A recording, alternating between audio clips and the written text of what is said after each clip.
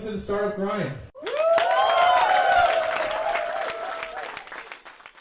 So, without further ado, I'd like to welcome, I guess he's a sub, but we won't call him that.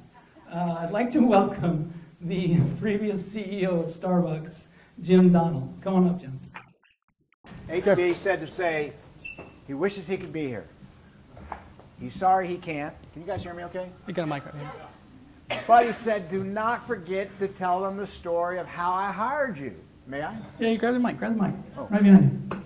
Why'd I have this? Well, we for got the- two mics, yeah. Testing. Turn it. Just press it until it turns green. Testing. Sorry. That's right. I do not have a tech startup going underway. So Howard says, you got to tell them about how I hired you. I said, I'm not telling them. He says, you got to tell them. I said, I'm doing you a favor. He called me at 9 o'clock this morning. I said, okay, I'll tell him. So I'm one of 10 people that was looking at becoming the president of North America and then potentially the CEO of Starbucks. I was currently running a business in New York, a $5 billion business in a supermarket. And so I was one of 10 candidates for this role. And we're going to see some Starbucks stores, and we were at University Village, which was the number 4 highest volume Starbucks in the world at the time. And he parks out where he should, where all of the employees and none of the guests had to walk that far into the Starbucks store. So we're walking into the Starbucks store. I'm a grocery guy. I'm used to small margins. I'm used to just bad conditions in all the different areas that I run the store. So I'm picking up trash on the way in. Starbucks cups, Starbucks lids, the plastic, Frappuccino, all these things. He's looking at me. So I'm picking all this stuff up and I put it in the trash can, and then I go back behind the counter and I start talking to the associates there to see what they really thought about Starbucks. Fast forward, my first board meeting. He goes, I'd like to say something about Jim Donald. The only reason he's here, because he's picking up trash on the way in and nobody else could pick up trash. So there's an important lesson in that. You're never too big to do the simplest things, regardless of what profession that you have. Thanks, Mike, for letting me say that. No worries. Howard wanted me to say that. So again, for anyone that's not been to a Startup Grind event, it truly is a conversation between just two people. We'll have about a 45-minute-ish interview. We'll ask some questions, obviously, about how to run a business, etc. And then we'll open up for Q&A towards the end for 10, 15 minutes. So hold your questions to the end. Feel free to get up. If there's any wine left, drink whatever. Bathrooms are straight back. You're not going to interrupt us. So this is all videotaped, so it's going to be back online in a week, 10 days. So enjoy and don't feel like you're interrupting, because you probably won't. So thanks for being here. Thanks for being here on less than 24-hour notice. No, less than 9-hour notice. That's awesome. Normally I do a little research, on who are sitting across from you. Yeah, exactly. And for this case, I had basically no time to do any research because I obviously have a job. So tell me, you've been around. You've been around, done several companies. No stranger to change. What gets you out of bed? Why do you go from 2 years, 3 years into the next one, then 3 years to the next one, 7 years? Where does that come from? Was your dad a gypsy? No, he was a school teacher. Okay. It's an interesting question, and if you guys ever get 20 minutes, Google the North Carolina Business Journal, Jim Donald, Vagabond Boss.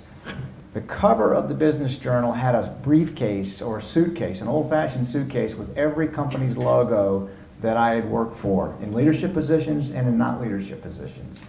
And it'll also talk about why did I make those moves, because the truth of the matter is, I never did a startup like what you all are going through, but in reality I did, because most of the companies, with the exception of Starbucks, were turnaround situations where we had to go through bankruptcy, declare bankruptcy. We took 2 of the companies public. So I'm not a caretaker, I'm a fixer. And when you would fix something like at Pathmark, we was there 6 years, and we took it through bankruptcy. It became a public stock. It was doing well. I was bored. My wife said, no, not again. By the way, when we moved to Seattle, it was our 12th, 13th home in about, at that time, 20 years of marriage. Now we've got 13 and 35 years of marriage. But I wasn't one just to run the shop. And I think a lot of all of you are probably the same way. And that's kind of sort of why, I would move on to the next one. Not 2 or 3 years, but a little bit longer than that. Yeah. And what do you think is when you're jumping into those situations, they're usually messy. It's already a mess. Right? It's not like it's a nicely run organization. Starbucks was different, but most of these things that I've looked in your past are pretty rough around the edges. What are the things that you gravitate to first? Like, what are the things that you're like, okay, these are the things we need to fix so it can actually, start to turn the corner? Because some of these are like, months or weeks or days from dying. Well, yeah, I will answer that question, but something that all of you really need to hear in your world of doing startups, because I have an opportunity to speak a lot around the world, and a lot of it is to universities. And I've done a couple commencement speeches, which is a whole new story, but I tell these graduating seniors or these MBAs that there is a secret of success out there. And if you can put it in a silver bullet, I'm going to tell you in just a few words. And here it is. And everybody's leaning in, and they're all thinking I'm just going to come up with something that's just magical. But the answer is, take the job nobody wants. Don't worry about what you graduated in, because you're lucky if you get that role. But if you are willing to take a job that is broken, and when I first started going after these supermarkets, everybody says, you're done, you're never going to see it. It just seems to work out. But what do I look at in including Starbucks, when I went into the position as the leader, what I looked at and what I did does not work well with my corporate executives. You see, every time I would go into a new company, I'd have a corporate meeting, and I'd have 200, 100, 300 executives. And I'd always say the same thing. 50% of you aren't going to be here next year because you don't like the way I run this company. And I'm sorry about that, but this is how it's going to be. So the companies and what I looked at were all bricks and mortar companies. They were all run by individuals. And what nobody really gets is that 98 to 99% of the employees in those companies were on the front line. Okay? They were in stores. They were behind deli counters, behind coffee counters, behind the front desk at extended stay hotel. So the first year, forget it, I'm not even in the office. I'm on the road. I'm on the road at midnight walking through stores in Harlem. I'm in North Dakota in wintertime looking at a hotel property. And word travels so fast. And the reason some of those companies snap back is because when you have the lion's share of associates knowing that somebody's out there now looking at what they do, it changes the culture, and it changes the culture faster than a video or voicemail or any of that stuff. Yeah, just the reputation of knowing the guys who actually just show up at your store. Yeah, exactly. Yeah, that's the trick. Yeah, and even at Starbucks, my first year, because I was commuting back and forth to New Jersey to Seattle, I was in 21 countries, 35 states, and just saying, hey, Orange retiring, Howard's still around, I'm Jim, and this is what we're going to do, and it worked out. Yeah, exactly. And in your, in the past, well, not the past, but let's say the past or the last 10 years of your career, working career, what were the things that surprised you the most from those people, frontline people? How little you need to give to get back so much. The most powerful thing in the world when you're dealing with people is a handwritten note. Nobody does it anymore. And I would write at Starbucks 33 handwritten notes a year, 30,000 handwritten notes a year. 30,000? 33,000. My assistant, we kept track of this. Don't forget, I'm traveling on the airplanes. And it might just say, Sally, I love that picture of your cat, Jim. Or Bill, great ROI, Jim. Yeah. 33,000. And it wasn't that much. We had 160,000 employees, so sure. You're not getting that. But even the other employees and the other companies, once they became convinced that you weren't there to cut help and you're going to reinforce what they were going to do, it's the most powerful thing you can do. And they love you for that, and then they start to respect you for that. That's amazing. Where is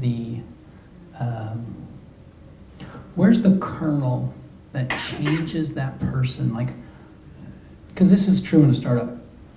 When you're in the first month or year or whatever, and you have 2, 3, 4 employees, the next person you hire is super critical because they're 20% of the company. So they can make a really bad impression or they can make a really good impression. They can really influence the outcome. So when you're talking to those individuals and they're turning things around, did you learn something that was, like, I don't call it a secret, but you learned something that really helped you say, this path that we're on, I need you to get on the bus, right? What story did you tell? Because you must have told that story 20 times. Yeah, I mean, the first thing is you're actually there and you're actually listening to what they have to say. You got your phone packed away. All you want is your time and attention with that one housekeeper that's been at this hotel for 15 years and no one's ever thought about giving her a raise or saying something. But when you start to talk to her, or when you start to talk to the GM or to the store manager, you're finding out things that are unfiltered. Okay, and you take that information, you don't hold it against them, but you bring it back to the office and you have a roundtable with your team and you say, this is what's actually happening out there. In a startup situation, I think I would really like it. My son is in a startup now, he's got like 8 people there in Brooklyn, but he knows them all and they're all around this culture that they're doing. And so it's really kind of cool and like no one's falling astray, and if they fall astray as a millennial, they tell them. And they either get out, and a couple of them have, or they go forward. It's not like you have 10,000 people and you're sitting out there and doing all these things. Yeah. Well, that's the interesting part, right? Yeah. Where is the where's the kernel of energy that Jim gets? Where does that come from? What gets you up in the morning? Now let's put you back 5 years when we were working on a day-to-day basis. What was it? Well, the same thing that gets me up now is things to do. But when you start telling 10,000 employees, and by the way, in every company I've run, including Starbucks and Extended Stay, the morning started with, hey, it's Jim here, Wednesday morning, and my message today is it would go to the cell phones of all of the general managers and above. It's only 35 seconds long, and so you're not going to drown them out and bore them to death, but there's always something happening there. So you had to get up and get ready to prepare for that. But look, it's wait a second. Yeah, sorry.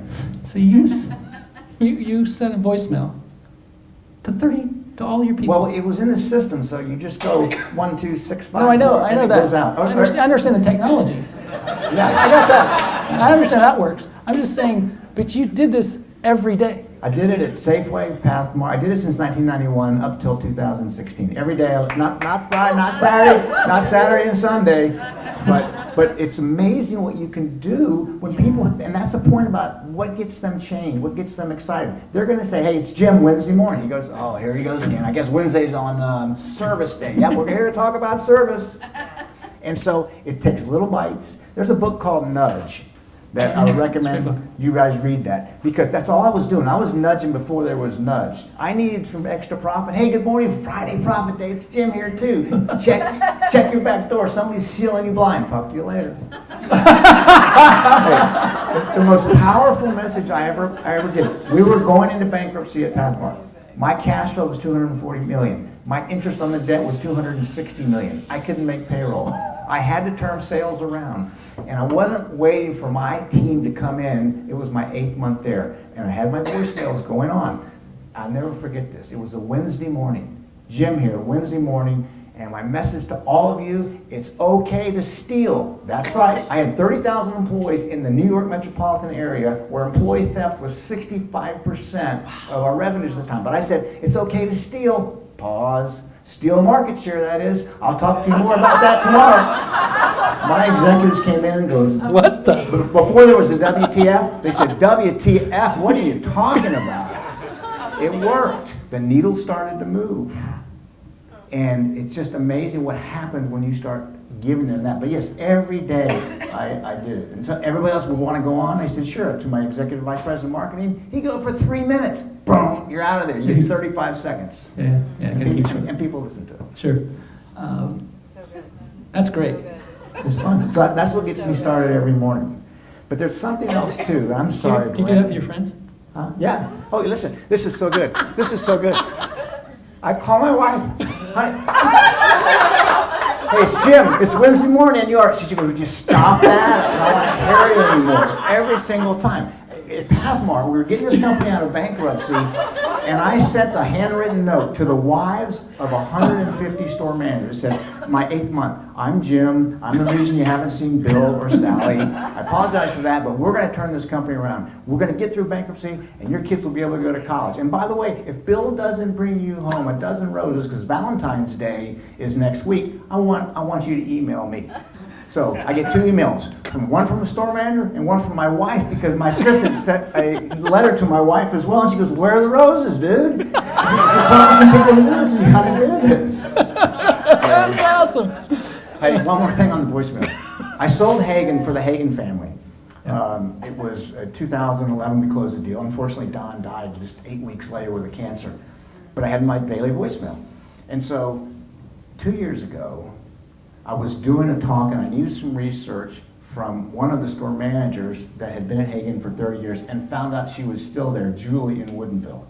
I call up Julie and I said, hey, is Julie in? Yes. Hi, this is Julie, how can I help you? Hey, Jim here, Wednesday morning, I messaged you, where the hell have you been? That's 3 years after the fact that I was there. If you get people to remember what you're asking, they'll do it every time. And I didn't say this is what Gandhi said, if you speak to a person, it goes to their head. If you speak in their language, it goes to their heart. And once you get the heart moving, your engagement scores go through the roof, and numbers start to really turn. Yeah, that's amazing.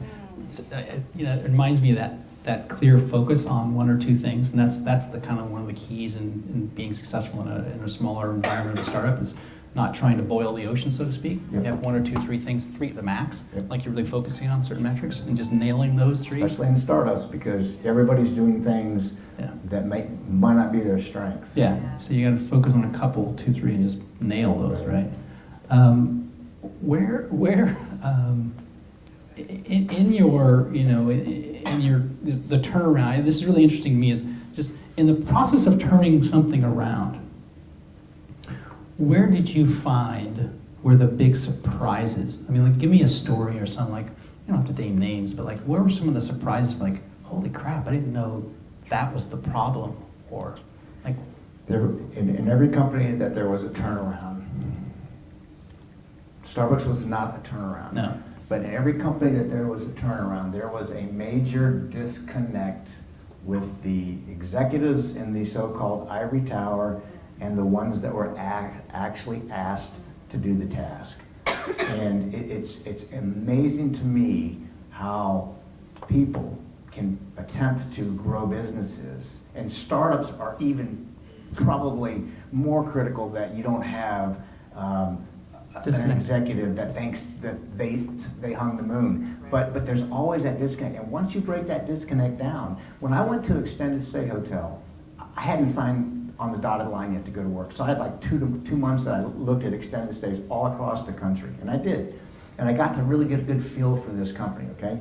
And so I asked, I said I'd sign on, I was supposed to start on Monday. They said, can you come into the office in Charlotte on Thursday and talk to the staff? Sure. So I walk into the staff, I look at the group like I'm looking at you all now, and my heart sank. Because the people that were in the room didn't mirror the people that were in the hotels, okay? I had no female executives in there but one. I had nobody of color, nobody could speak any language, and that's what the hotels were. And so I finished up my talk, and I said, and this is to the point, and I said, okay, keep that camera rolling, because I want to send, I hadn't done a voicemail yet because I hadn't been on the payroll, but I want to send this video out to every single break room in our company. And here's what it said. Here's what I said. Excuse me, there's only 2 ladies out there. Can one of you come up here? Thank you. Does anybody speak Spanish? They must speak Spanish. I said, look, I got to send this message out that there's a new sheriff in town. We're going to open this thing up. I'm going to be cleaning off the dishes at our luncheon here. I have my Extended Stay hat on, a name badge on that said Jim. And I said, Eileen, you say whatever you want to say, and Rusty, whatever you want to say in Spanish, let it go.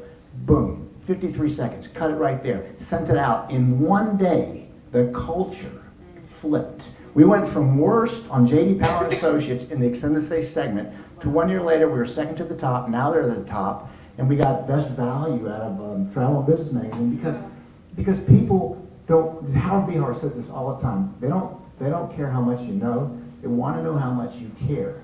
And for all of you in a startup role with such a small group, you can form something that's so powerful. You don't have to worry about coming in and fixing it. Yeah. You can shape it. You got to live it though, but you can shape it and just do the things that you want to do. Yeah, that's amazing, because that is true to almost any company. It's obviously for a turnaround it's critical, but in the startup it's even more critical because there is no one else. It's 5 or 6 or 10, 12 people. Where is the, like, where are the scary things? Like, you know, in a startup, the scary things are like, hey, we don't have enough customers, we got to figure that out. Like, where are the scary things in a 20,000 person company? Like, and you're walking in saying your job is to turn around. So I mean, my head's saying, okay, shit, I got some things to worry about here. Where are the scary things? Like, tell me where the scary things are. The scary things is you can't move fast enough. You can't spread what you're trying to do as quick as you can. So my first day, my first hour on the job as the CEO of Pathmark Supermarkets in the New York metropolitan area was at midnight in Newark, New Jersey, known for shrimp and green sauce and Grand Theft Auto. I go into the supermarket. It said, welcome to Pathmark on Ferry Street in Newark. And it says, welcome to Pathmark. And there was a chain link fence and there was 8 feet of barbed wire. And this much room to drive in. So I'm thinking, this is interesting. They're really not sending out a welcoming message to the, it was a big volume store. So I walk in and I see this guy that's throwing up boxes of cereal. I said, hey, how you doing? He goes, what the F is it to you? Now, I'm from Florida. I'm not from New York. And I thought that was just a New York way of saying, hey, welcome to Pathmark. We're glad you're here. I said, I'm your president. He goes, president of what? I said, president of Pathmark. Should they ever tell me what's going on here? I knew then that I had to get on the road to go out and say, because he defined it perfectly. He said, tell all your cronies, all your executives that I'm exactly 2 miles from the ivory tower, which it wasn't. It was in a distribution center. But I've been in this store for 10 years. You're the first executive I've ever seen. And by the way, I manage $90 million of inventory in one of the worst crime areas in the state. So it's a fear of missing somebody. It's a fear of running out of cash because we had sinking fund notes that we couldn't make. It's a fear of not sending the message to people that, you know, in the same as a startup, is that you're out there and you're trying to do the things for them. And every role that I was in, it wasn't for the shareholders, even if we went public.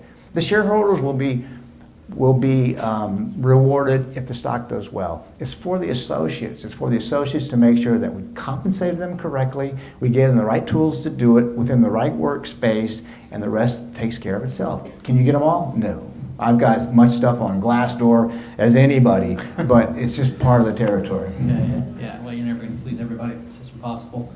And so, in the process of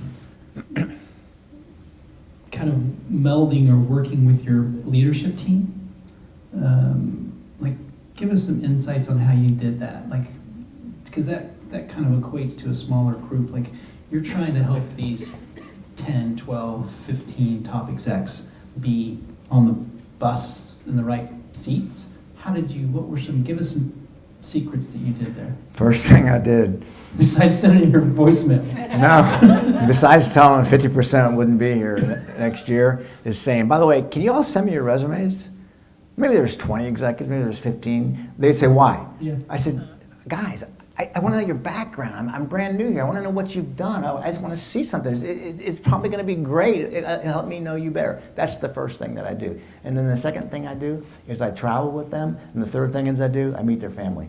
Yes. And when you do all these things, you got a pretty much good lay of the land about, are these folks going to be there for you or not? And in most cases, the extended stay had 0 executive suite, because they cleaned it out before I got there because it just got out of a bankruptcy. At Pathmark, got rid of probably 2/3 of it and promoted from within, and promoted people from within who represented the businesses they were running. So, you know, it doesn't matter. I look for the best athlete in all cases, not necessarily the smartest, the brightest, or went to the most prestigious school. Sure.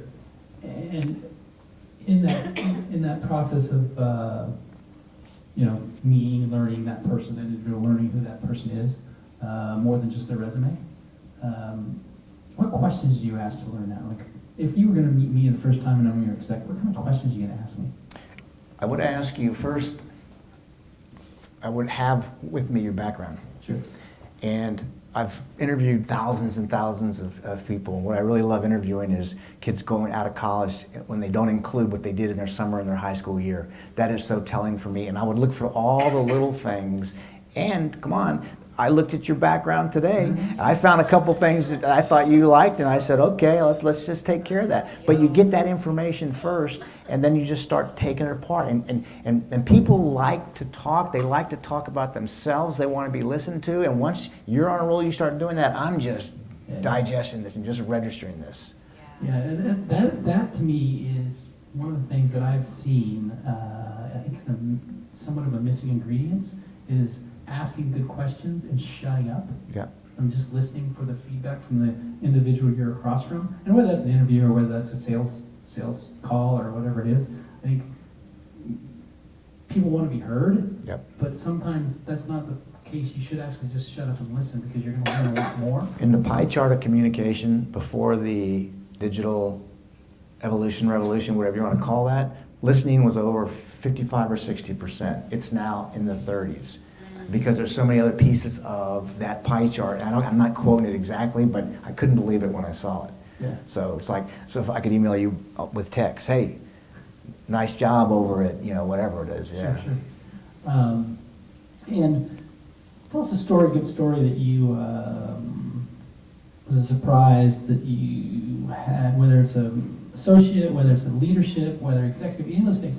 Tell us tell us a good story of a surprise that person either grew to be an exec, changed the world, did something magical, flew across the English Channel. I don't know what it is, but it just happened. It just happened. So I retired from extended stay in 2016, okay? And I'll never forget when I just started, I got to a hotel in California after midnight. And the regional director, which means he had 15 hotels, said he'd meet me. I said, don't worry about it, it's going to be midnight. I pull in and I see Simon walking the property. Simon went to school, got his MBA at the University of Denver. He was born in the Gambia in Africa. He still goes home a lot to visit his family and has great ties into that country. Simon just got promoted to executive vice president. Nice. And he's got the entire country. He's got 700 hotels now from the 15 that he had there. Wow. But it's not a surprise. I was excited to see it, but I brought Simon into Seattle, into Charlotte to head up our training. From training, went to a senior vice president. But again, you pick the best athletes in everything that you do. And then the secret to really getting surprised is don't micromanage, especially in a startup environment. Look, there's so we took extended stay public, and we had to go on a road show. And so remember what I said, don't micromanage. So we're in one of the big banks doing this presentation. I can't stand up, I'm sorry, but I can't see in the back. Okay, so we had this presentation, and my team did an excellent job. They killed it at every single step of the way. Don't micromanage, that's my message here. One of the bankers came up to me and says, that was a good presentation. I said, thanks. He goes, you're the CEO. You need to do more of the talking. I said, really? Why is that? He says, because you're the CEO. I said, do you remember Erskine Bowles? By the way, for those of you who don't know it, he was Clinton's chief of staff. He goes, yeah, I remember Erskine Bowles. I know Erskine Bowles. What was his famous quote? I don't know. He said, don't buy a dog and do the barking for him. So I was paying these guys and gals, and I'll be darned if I'm going to micromanage them and let them do the work. I'm too old for all this stuff. But my mentor, which you all should have, is Bob Miller, who now runs Albertsons for Service. Here's what he told me 30 years ago when we started working together at Albertsons. When you hire somebody, you pay them well and get out of their way. And that's exactly what you have to do in order to do that, especially if you've got 8 people, 10 people, 12 people, and you're paying these folks money. Yeah, and many times not money, but equity, right? So, Yeah. which is even harder. Where's my phone Don't mind? at? Okay, I just need it for a clock. Oh. I just need it for a clock, so I can keep track of time. 26. Okay, that's great. Awesome. Thanks, Suzanne. Appreciate it. Hey, Cora, am I disappointing you yet? I am on fire. Cora goes, I said to Cora, I said, hey, how you doing? What are you guys doing? He goes, hey, is this your first one? Yeah. I said, what'd you come here for? Jay said the same thing in the back. We came to see Howard. I said, Howard's not coming. She goes, who is? I said, me. She goes, get out of here. I said, why would I come up here to study? She goes, that happens all the time. You gotta say that? Yeah, that's great. It is a huge honor to hear Oh, you. please. Yeah, I'm excited. Please. Amazing. Where's the landmines? Like, In business in general? yeah, just like if you're gonna say, Mike, again, you're talking to me, you're helping me through the world, and you're like, here are landmines, man. Watch for these one or two things. I'm telling you what the landmines are right now, and they're more than, it pertains to one individual, in my opinion, and I did a talk in Seattle to 1,500 people 2 weeks ago. I'm going to California in 2 weeks to talk about the same thing. The landmines, in my opinion, are understanding millennials, that most of you are. In a Deloitte survey, millennials were told that compensation was not the number one issue. It was around 4 or 5. The number one issue that Deloitte is giving as information out is that in the workplace today, millennials, number one, want to be able to make decisions. I wasn't so much like that. Point me what you want me to do. You want that aisle stacked? You want that back room clean? I can do that. The second thing is they want their heads to count. They don't want to be just a head count. The third thing is they want to know if it's okay to ask why.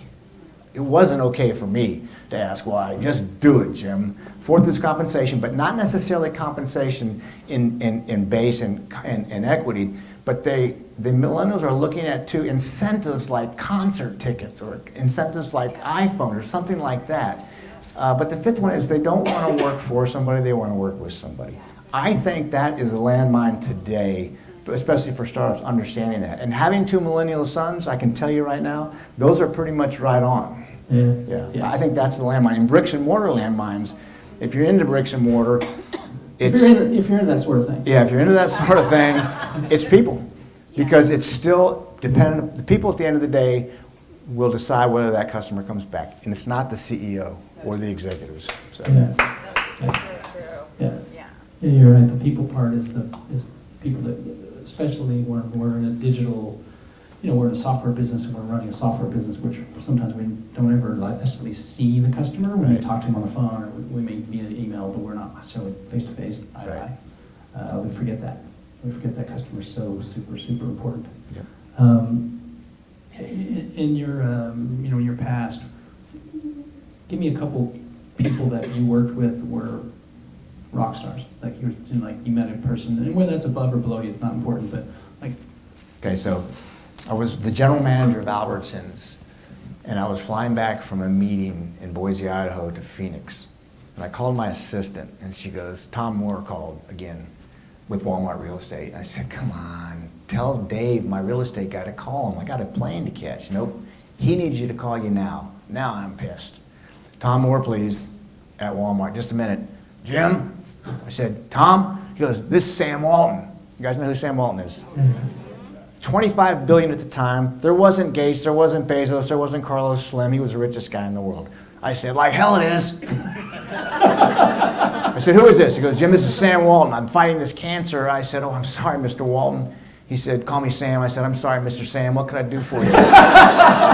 He goes, I want to talk to you about coming to work for Walmart. I said, Mr. Sam, my plane's leaving. Can you call me back on Sunday? Me, making $65,000 a year, told Sam Walton, the richest, can you call me back? He goes, sure. I forgot. On Sunday, I was in a 5K road race. He calls, my wife picks it up and says, Mr. Sam, can you call him back? So he calls back that night, Sunday night, end of October. God, this is the anniversary, was this past Sunday night. 1990, whatever that is, 27 years, 17 years. No, it's 27 years. So he calls and he says, look, here's the deal. We're getting into the food business. This goes back. Some of you guys weren't even born. I said, yeah, I know you are. You got 4 hypermarts. He goes, well, they're not doing too good. And we want to talk to you about coming to work for Walmart and helping us get it turned around. I said, Mr. Sam, I said, I've been here for 16 years. I'm the fair-haired boy, right? I had to get him off that track and be coming to work for Walmart. He goes, can we just talk? I said, sure. Why don't we meet after Christmas? Because you got holidays, I got the holidays. He goes, well, why don't you pick me up at the airport tomorrow in Phoenix? I'll fly my plane from Bentonville, Arkansas into Tulsa, and I'll catch a Southwest airline in. I said, sure. You can walk out to the gates. I'm sitting there, knowing I'm going to be hung out to dry. Everybody's coming off the plane. It ain't going to happen. And all of a sudden, Sam comes walking out. He's got the fanny pack of cancer medication on the side. He's got his Walmart hat on. He goes, Jim, I knew you'd wait for me. We spend the entire day together. He says, when can you come see me in God's country? I said, where might that be? He goes, Bentonville, Arkansas. I said, how about at the first of the year? How about Friday? I said, and then we'll go call the Hogs, Arkansas Razorbacks, with my family. Sam is at this little airport, and we're in this little private plane landing on this grass strip. It's a Turbo Commander, 1 pilot. Sam was cutting costs, so they made 1 pilot in there. He picks us up in this white van, drives us, we call the Hogs, went to church with him the next day. On Monday, he goes, you ready?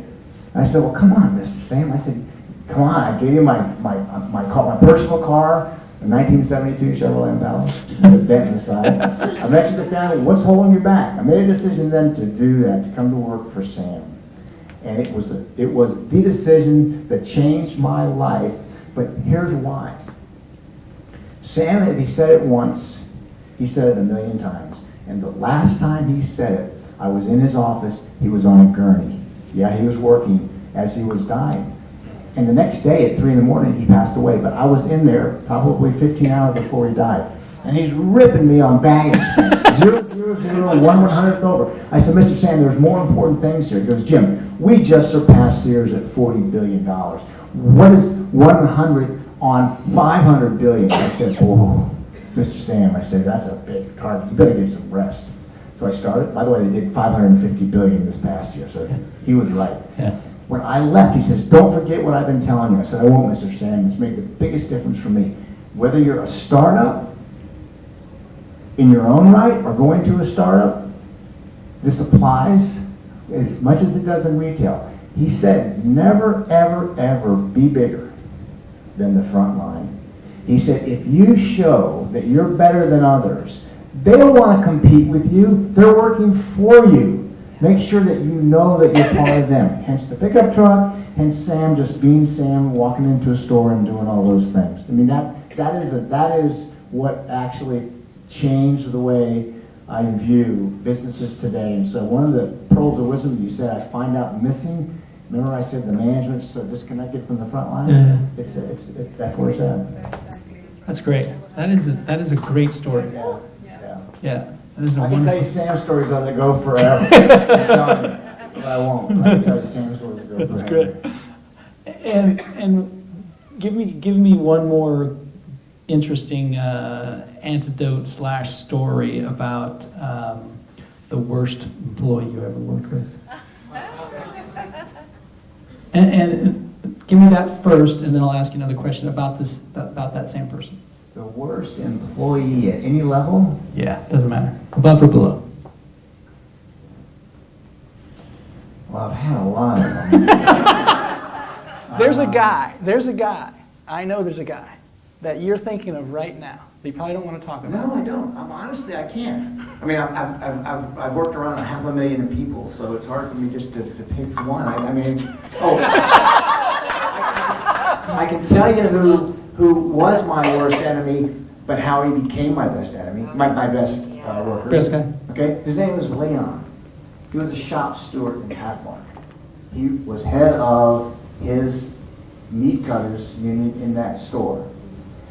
When I first started there, we were losing money, and I had to outsource a lot of the products that they were making in-house, one of them being ground beef, which was better to do anyway because it was safer, there was no salmonella, there's none of this stuff. So I'm in there on a Saturday morning, Leon comes up and he goes, you're Jim, huh? You're the new CEO. I said, yep.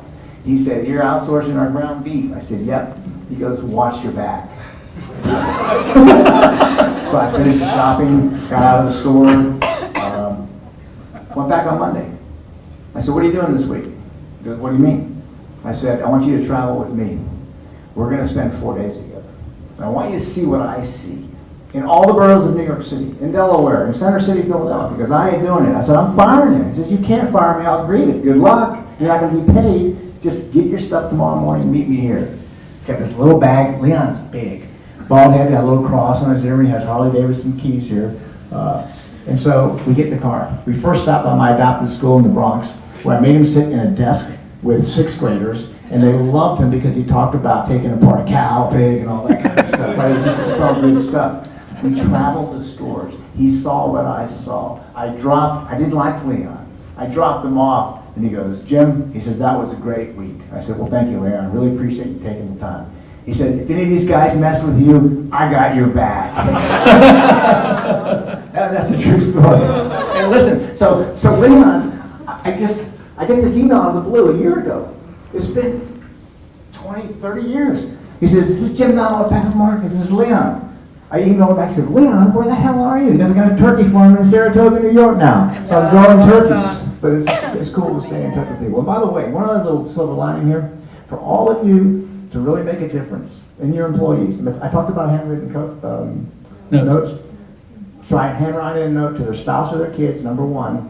But if you really want to make somebody's day, I heard this when I was in Seattle on Valentine's Day, drop a handwritten note to your 6th grade teacher, to your coach in high school, to people who you never would expect to hear from you again. And it will make your day, and it'll triple their day as well. And all you're trying to do, one of the best business books that I've ever read is called Give and Take by Adam Grant, who is a tenured professor at Wharton. The more you give, the more you're going to get. It's a fantastic read. I encourage all to do that. So this is my way of giving back all over the years, staying in touch with employees and doing all those things. That's great.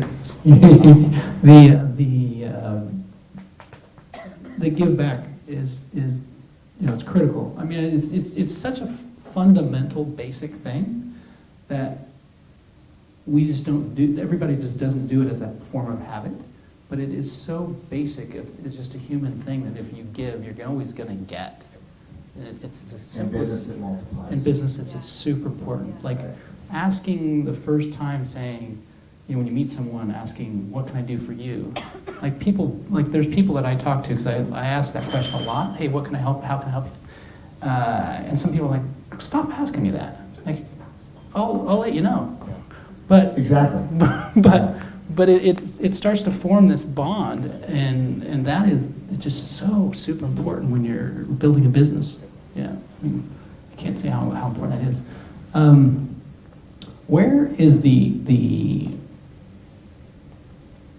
Where's the storyline? If you could draw a path, a theme down the critical path. If you're talking about project management, right? The critical path. If you could draw a critical path to going from 0 to 100 million. What's the critical path? What are the 3 things you have to have in that critical path? We software, we retail, we consumer brands. Let's get the old brick and mortar world. Well, I happen to be an investor and advisor to the CEO of a startup restaurant chain called Be Good. We're located in Boston, and we just opened our 70th location. And I can tell you the critical path for them and all that's transpired. Started out with the 2 founders in 2010. Actually, there was 3 founders just making food, doing it in their house, rolling out into 1 store. But as we continue to go forward, one of the biggest things in that business is people. We can't get enough people. We're a great employer. We've got just a great story with benefits and all those things, but it's the people side of it. The second thing, and especially in the startup world, as you're going forward, looking at the opportunities, you gotta be overfunded to begin with. Because if you're not overfunded, then you're gonna always be raising funds. And there's a story to tell there as well. I won't get into it, but you just gotta make sure that you're there. And then third, you as that startup principal, you need to be part of that culture. Like Howard Schultz was at Starbucks when he went from 3 stores to 16,000, 20,000 stores now. You have to be a part of that. Yeah, you have to be part of the equation, right? Yeah, You cannot divorce yourself from the day-to-day, Yeah. even though you can't do the day-to-day. even though what you You can't. can't do the day-to-day, but you can't divorce yourself from knowing what's going on. Yeah. Explain that. Well, you have got to have people around you that are telling you exactly what's going on. Yeah. You have got to have that. You mean the truth? They're going to tell you the truth? Well, you would hope so. But see, that's where I was going next. Then you've got the front line, Yeah. like our CEO, Anthony, at Be Good, started this thing up. He's got vice president of operations, he's got district managers, but he still knows all of these people that are still out there, that are GMs, that are district managers, that feed him information as well. And as a boss, don't ever turn that spigot off. You're going to make people mad because what do you pay me for? Why are they coming to me? And that's a question that you ask them. It should be coming to you, but you can't kill anybody because they're coming to you and not them. You can have one-on-ones with them, but Yeah. you've got to just keep reinforcing what's right in the field. Yeah, absolutely. And come up with some questions, guys, when you're, I got a couple more questions, but start putting some in your head. I have 1,000 for you. Again, this is just such an honor to hear you speak. And I'm so glad that Howard isn't here. I'm like Howard. You have this incredible amount of emotional intelligence, clearly, that you can find someone's heart in one moment and then use that to sort of galvanize them. That's an amazing skill. But you also bill yourself as a fixer. So my question is, as you look at your role as a CEO, as a fixer, how do you balance this need to lift to the higher bar? And sometimes people feel really challenged by that. You said that 50% of people leave.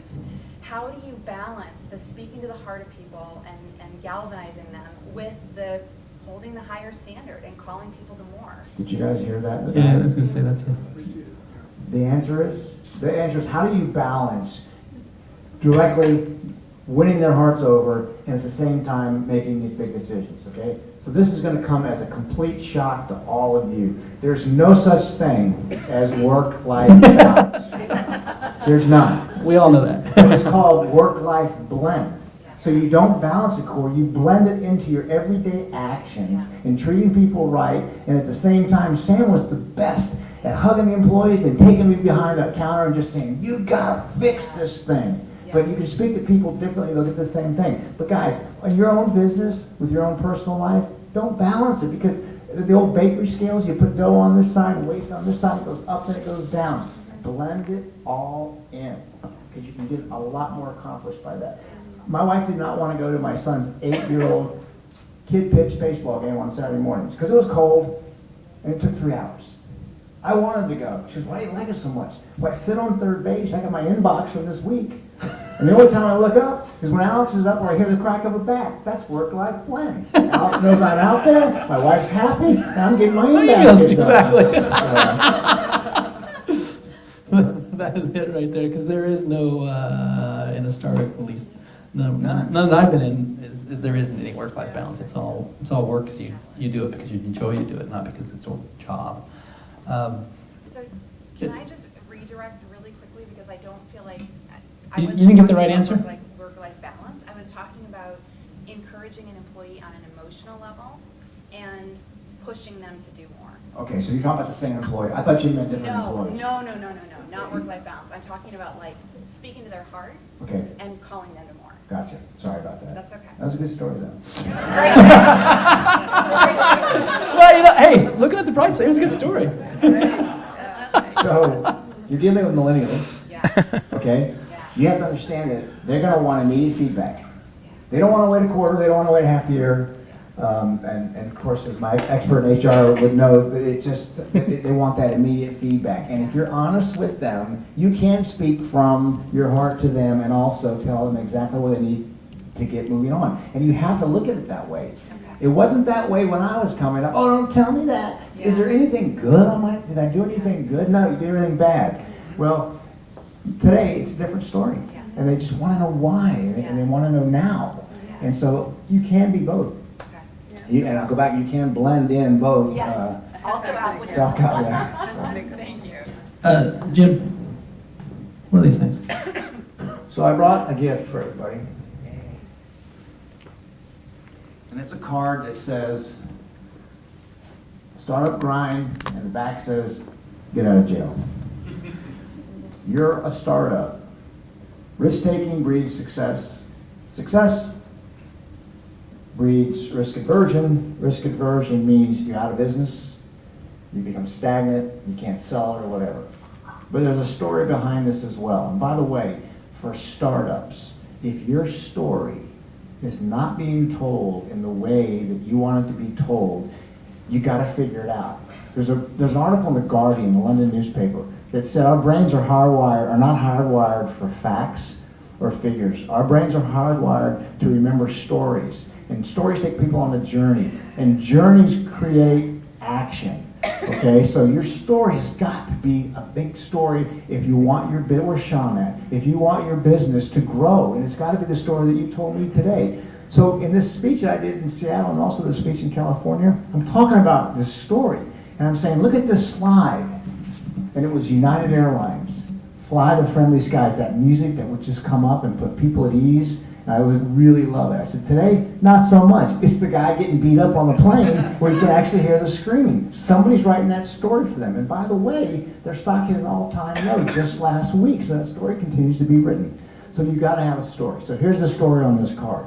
We came out of bankruptcy extended today. I have 10,000 employees. 800 were at a GM meeting. They already had it scheduled in Orlando. And I'm up talking to these people. And I'm thinking. It's your first talk? First talk. First time you addressed the...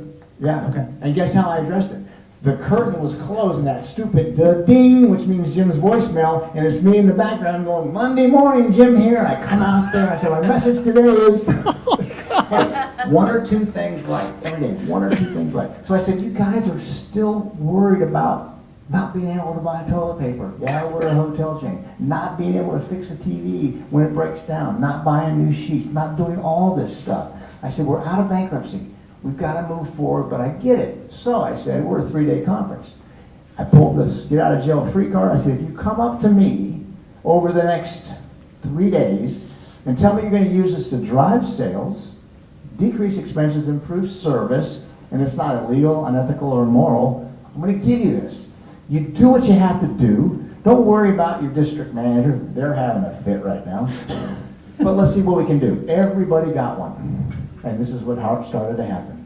2 weeks later, I get an email from Bill, California. And then I said to them, send me the card and I'll send you another one. He said, Jim, I'm sending you my card. I'm also sending you my letter of resignation. I said, why? He said, well, I think I'm going to get fired when you hear what I did. I go, what did you do? Well, I had my get out of jail free card in my pocket. And I walked into a La Quinta. You guys know the fish bowls that are in these hotels? And he said, you know the fishbowl, Jim, where everybody has their business cards? I said, yeah. He goes, I put my business card in. I said, Bill, why did you do that? He goes, because I pulled 20 out. And I signed 10 of them. Unbelievable. I said, it's not illegal, it's not immoral, it's not ethical, but... It's on the edge. Be careful, it's on the edge. Now, Carol at a barbecue in New Jersey comes up to me, letter of resignation, get out of jail free card. And here's the story. She goes, I'm at my hotel today, and a film production company called me from LA. I know I'm supposed to divert it to sales, but you got problems in sales, Jim. They take too long, so I'm learning something new here. I said, well, what did you do? Well, she goes, open up that. $225,000 receipt paid for on a visa for a film production company to come in. Well, all these stories started going around that Jim's enabling us to take risk. The Wall Street Journal finds out about this, and there's a 3/4 page. Jim Donald's encouraged risk-taking with the freedom to fail in his hotel chain. Well, by the way, when we gave those cards out, I'm not saying this is the reason. I'm not saying the voicemail helped. I'm not saying changing the culture helped. With the 200,000 miles I would fly each year, we were down -6. We went on a run for 2 years of double-digit comp growth in a very, very staid, business that had no new growth coming on. It was all comp sales. So for all of you today in your company, regardless of the role you play, I want you to take one of these back. Take several back, because there's 100 of them in here. And use them yourself to remind you why you got into this business of startups. You just can't sit and be status quo, because if you're status quo, it's not going to work. And if this can help, if it can help an associate, not illegal, not immoral, not unethical, then please feel free to use it, because it's worked with me and it's worked with every company that I've been in. Amazing. That's awesome. Take that half. You take that half. And just start passing around. We got plenty up here. That'll probably get you close to through all of them. That's why he brought this. He walks up to me and he goes, Mike, you got to ask me about this thing. I'm like, what am I going to ask you? I said, just ask me about the thing. I'm like, okay, I'll ask you about the thing. By the way, you always have to bring something. Whenever you make a call, whether it's raising money, you gotta bring something with you that they're gonna leave on their desk to remember what you did. Usually I told you, a live fish. This isn't a presentation to bring a live fish, but I don't have a fish with me. Did you have a question? Did you have a question? I'm sorry, I thought you were raising your hand. Yes, sir. I do have a question. What's something that you thought you knew that you turned out to be completely wrong about? What's something that I thought I knew that I was completely wrong about? When I took over my first company, I was 38, and I was coming off of this career at Walmart, and I really thought that I knew the business of supermarketing and all that went with it, but what I didn't know, and Pathmark was even more so, is the whole financial background of what companies do when they try to get out of bankruptcy and all the hard stuff that goes through. I got my accounting degree that year at Pathmark and all the financial stuff that I wanted to do, but I was not a well-rounded leader. And so that changed my whole thinking about who I would bring in as a CFO when I went to other companies, who my CFO was. Because I learned something too. You can be a jack of all trades and a master of none, provided that you've got all of these people with you that are really good at what they do. Yeah, they were just rock stars. Yeah. Yeah, you surround yourself with just rock stars. Go ahead, Vince. So tell me a bit about your habits and routines that you use to set up your day. Like, how do you be your most effective? And like, what do you do and what don't you do every day? So the question was, how do I set up my day? What do I do? What don't I do? Not when I was working, when I was back in every day. Yeah. First of all, I get a routine.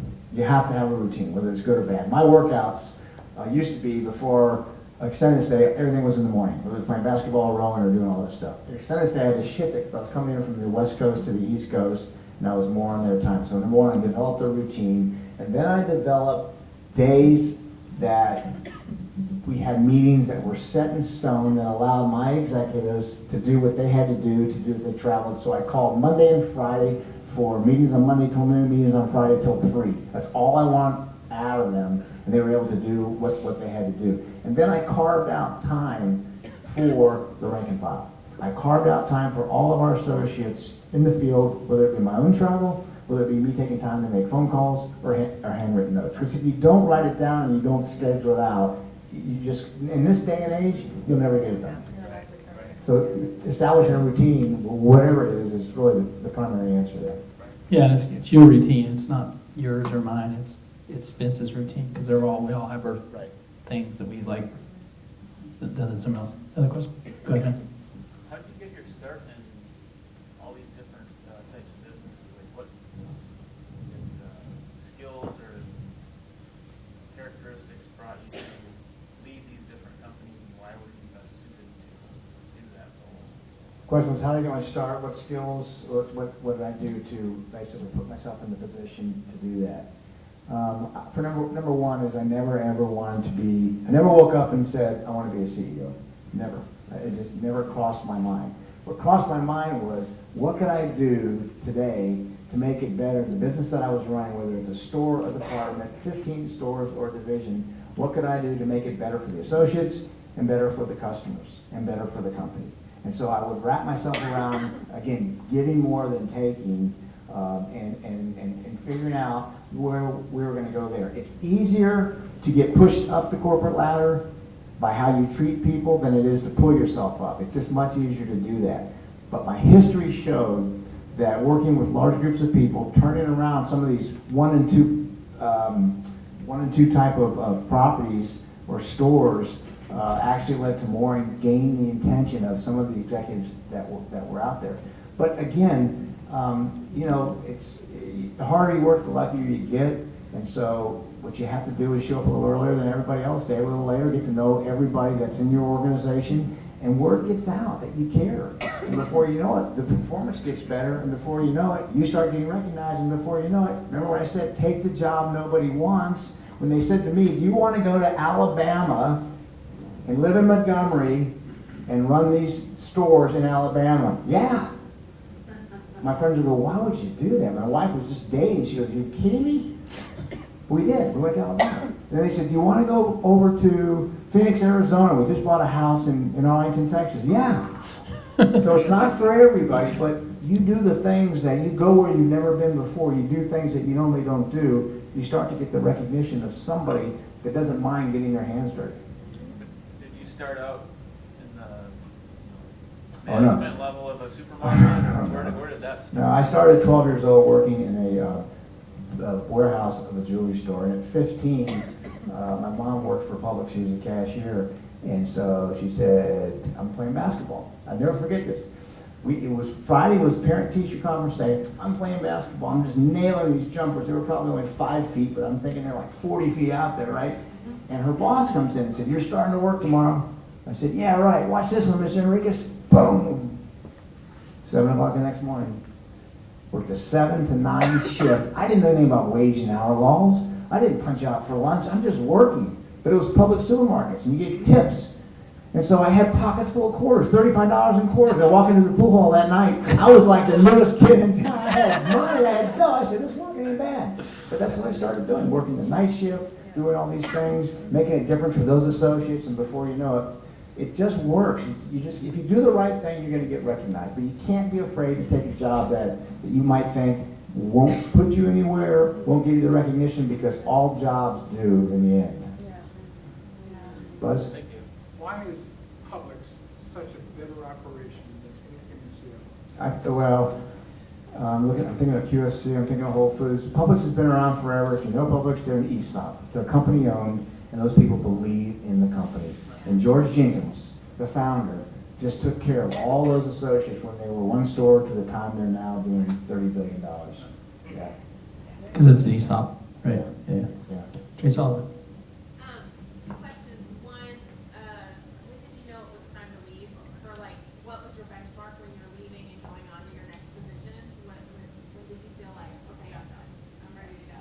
And then the other thing is, what's your secret to your maintaining a relationship with your wife when you're traveling all over the place? Got the tape. Yeah, you might want to stop that one. My wife is the reason I've had the opportunities that I have. She is solely the reason, the pure reason, and she runs it all. She's been, I've stopped her career 2 or 3 times on my moves, but she just made that decision to do that, and she's a saint. And so I would not be where I'm at. Not that I'm any place great without having my wife there in the background. Now the other question was, when did you know it was time to leave? So this isn't regular speaker stuff that you're going to hear. In your young world, especially with all the startups that are going on, don't ever not listen to an opportunity that somebody might run by you. It's okay. Just don't say no when somebody says, hey, I want to talk to you about this new startup. Yeah, let's talk about it. Maybe you go on a Saturday, maybe you go on a Sunday afternoon, but you should listen to what they have. I was taught that, and so it wasn't so much, and most of my average CEO tenures were 6 years, but it wasn't so much as, it was a combination of people saying, hey, there's an opportunity here at Starbucks, and I've been there, we've taken them public, I didn't want to be a caretaker, and so I just figured it was time to go then. But it was all fixed. It was always, Blake Nordstrom's father wrote a book, and in that book he said, always leave it better than you found it. And so I made sure that was always left better to companies than I found it. But usually it was other opportunities that were out there, to your point, that you got earned because people started recognizing what you're doing and doing all these things. Jim, one thing I ask almost every guest, I think every guest I've asked a question. How did you earn your first dollar from a non-relative? Was it that Publix job? No. I'm toying with the book, and it's such a pain to even think about. But I talk about my first job. I was 10 years old. And I was cutting Mr. Gossett's yard in Tampa, Florida. Mr. Gossett owned Honda of Tampa. This is the first chapter. And so Mr. Gossett was paying me $2 To mow his lawn. to mow his lawn. Okay? And I was fast, man. That was the best. I was fast. Wasn't getting paid to mow my own lawn. But I said, there's gold in their hills. And $2 a yard, there's like 100 yards here. But Mr. Gossett, that's how I earned my first dollar. But the story was Mr. Gossett on a Saturday morning stopped me. He said, I'm going to give you a 50-cent raise. I'm thinking, ooh, that's like 25%. And I said, great. I'm thinking, you are really good. He said, but can you come back here in the backyard? You gotta take care of these trees a little bit better. You gotta treat them this way. You gotta treat them that way. And so I got back to cutting, and I'm thinking, did Mr. Gossett give me that raise because I'm doing a good job, or because he wanted me to do better? But that 50 cents, I started bringing over shears to get around those trees versus just cutting it. And the message of that in that story is take care of your people. Tell them when they're not doing well, and when they are, you can give them a raise if that's what they deserve to move from there. But that was my first $2 that I made at that time. And then I had like 12 yards. 12 yards. So I was rolling in the dough. Yeah, and were they all charging? You were all charging the same rate? Oh, no. That's the different. Yeah. Value was value pricing, right? That's right. And my bicycle, I pull that lawnmower alongside. Value pricing. Even at age what? 10? No, I was at 10. My mom still has a 16mm film that shows me behind a self-propelled lawnmower 8, holding the thing up here and just mowing my yard. Boom, boom. That's great. I was going to ask, if you were to lose everything that you have today, and say you had, let's say 10 more years to work, what would, and you are in today's world, what would be the job that you would take today? Do you guys hear that? If I was to lose everything, and I had 10 more years to work, what would the job I take today?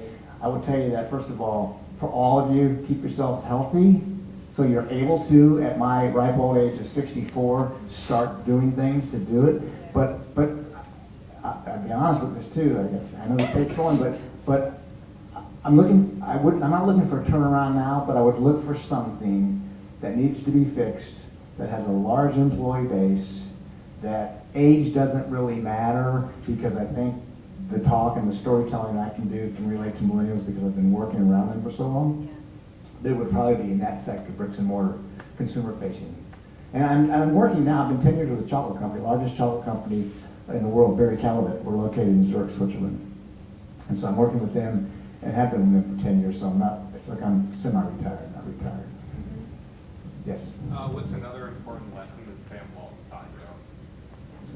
Sam Walton taught me a lot. Obviously, the most important was never be bigger than the front line. But he, more than anybody, told me about the importance of cost control. Worry about the pennies, and everything else will take care of itself. And he would always. This is the most powerful retail slogan of all times, and nobody even thinks about it. Walmart, always the low price leader, always. I was in charge of procurement for the grocery. I was in charge of the negotiating deals with all the big Coca-Colas of the world, Tropicanas and all those folks. And we would just be hell-bent to get the lowest possible price, promising upside on the volume. But Sam, to his credit, told us never ever let a vendor have us be over 50% of the business. Because if we got to get rid of them, we'll crush the vendor. So he was good about that. That's the second thing he told me, was just low price. Just be low price. Yes? So you've talked a lot about working with really extraordinary men. Can you tell me about working with an extraordinary woman? I was the first CEO to have, as my replacement in the supermarket business, a female CEO take my spot, and that was back in 1996. When I was at Starbucks, 5 of my 8 direct reports and heir apparents were all females as well. Liz Smith, who's the CEO of Blooming Brands, who was number 2 at Avon, she and I are mentor, mentee, mentor. I can go on forever about women in roles, and I'll say this.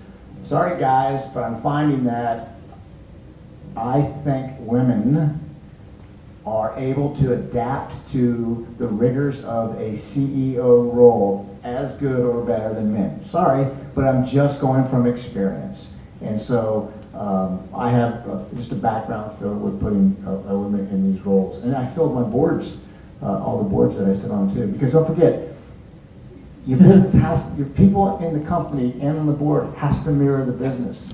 And if people of color are the primary users of your product, if women are the primary users of your product, then you've got to have people there that understand that and can work and relate to that as well. Thank you for that question. Yes. How many books do you read a year, and what's your favorite book? And also another question is like of all the places you work and live, which one is your favorite city? Well, I've been in 12 or 13 different cities. I love them all. I really do. I really do. I love Montgomery, Alabama. I like Bentonville, Arkansas. I tell you, Seattle's probably my favorite. Bentonville, Arkansas. You really like that? Yeah. Why? I liked it a lot. Sam and Helen took care of the community. I mean, we had great opera, musicals, theater. We were right down from Fayetteville, where the University of Arkansas was. It was just like, you guys probably never heard of Mayberry RFD, but that's kind of sort of was a big Mayberry RFD. Now it's a big thriving city. Sure. But I have two favorite books. One is Adam Grant's Give and Take, and the second one is Robin Sharma, who wrote a book. He wrote 15 books, but the book, The Leader Without a Title, and it's all about that's great. anybody can be a leader, and you don't have to have a title to do it. That book is awesome. I gave that book to 50 people 5-7 years ago in a company. Only just one. Said everyone in this company should need this book. That's an awesome book. Well, what's cool about that, about Robin Sharma, is I spoke in Zurich to his group at the Titan Summit last year. I'm going back in Toronto to speak to his team again. And so it's just amazing to be around the guy. That's very nice. One more question, guys. Sorry. There it is, right here. Oh, mine's probably not as important as other people's, but It's important because it's you. you talked about your wife and how she supported you in your moves. But you have 2 children. How did your children deal with that? How do my kids deal with me working so much and traveling so much? Remember I said work-life blend? So I never missed a basketball game. I coached them all in their earlier years. I cut time out of my schedule. I never had hobbies on the weekend. Whenever they had a concert or a game. My last gig in Charlotte, I didn't want to move because my son was a junior in high school, and so I would commute every week from Charlotte to Seattle to Charlotte. But I just made sure that I was at the important events that they wanted me to be at. And I'm proud to say that I probably attended more home basketball games living in Charlotte temporarily than most parents did in this area as well. But you have to make it a priority. And you have to make sure that, I'm not going to go spend 4 hours on the golf course on a Saturday where I need to be doing these So things. you didn't uproot them? Not really. They only uprooted once, and that was to come out here. But today's world, you Skype and you do all these things and you talk to them at our game, it really makes a difference. Any other questions? Look at one more, if there's one. Yes. How do you maintain your positive attitude, and at the same time, how do you refuel yourself when you are emotionally down from all this that you're doing? This is a great question to end. It really is. So in 2011, I gave the commencement speech at the University. Jim, I didn't hear it. So can you repeat that? Sorry, I didn't hear it. The question Yeah. was how do I maintain my energy? How do I stay enthused about things? Reinvent myself, if you will. That's paraphrasing. Is that good? Okay. So I found this out after this article that it's called the Vagabond Boss. Okay. And I didn't know about that article when I gave the commencement speech to the University of Washington, Bothell campus in 2011. And so, as the story goes, it was 95 to 100 degrees. I had 10,000 people in Alaska Airlines arena with 1,100 seniors there. It was hot. I was the 5th speaker. And we were running an hour over. And people had their coats off, ladies were fanning themselves, and so I'm thinking on the fly. This is the first thing, being creative. So I said, listen, I didn't even say, hi, I'm Jim, that's what I'm talking about. I hear that anybody that speaks over 10 minutes, you don't even hear what they say. So today I'm speaking for 7 minutes and 34 seconds. Standing ovation. I could have been done. But I paraphrased it down. This is the answer to your question. What I found when I looked at all these companies I ran, I told the seniors, congratulations, today You're a college graduate. You should go out and celebrate. You deserve it. But tomorrow when you wake up, you're a freshman again in the real world. And I said, think back to your freshman day of anything. Dating a significant other, your first day in a new cubicle, your first day in your new company, your first day as a freshman in college. How did you act? You were scared, you were nervous, you were curious, you listened more than you spoke, you asked a lot of questions, you were very humble because you're a freshman. So I jumpstart myself in all those companies that I ran by thinking like a freshman every single day. And all of you can do the same thing. It's just transporting yourself back to your first day of everything, and don't forget about that. So when I got the call from Howard today, and right before I talked to you, I got to tell you guys this. I said, you know, Howard asked me to come talk. What am I going to talk about? I said, yes! I said, this is fantastic news. My wife said, why are you so excited about that? Because I can figure some stuff out. I can talk to people. I can do all these kinds of things. I was a freshman again this day, coming to talk to all of you guys. So in order to keep your energy level going, we all get down. It's going to happen to all of us. But think about your freshman year, your freshman first day of anything. And I guarantee you, even if it's a spike to get through the morning, if you think back to, you know, the first time you talked to your boss and got a great review, you'll be energized. That's how I do it. Thank you very much. I appreciate it.